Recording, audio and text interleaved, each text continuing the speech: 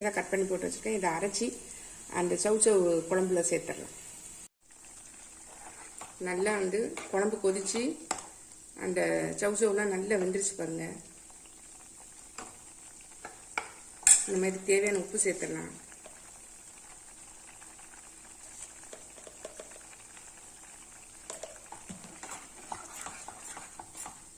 இப்போ அரைச்சி வச்சுருக்க தேங்காய் விழுது இருக்கு இல்லைங்களா, அதை சேர்த்துடலாம்.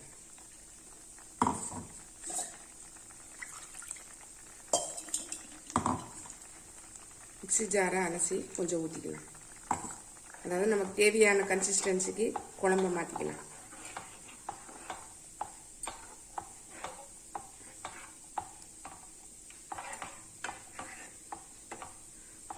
ஒரு கொதி வந்தோடனே நம்ம குழம்பை இறக்கிடலாம்.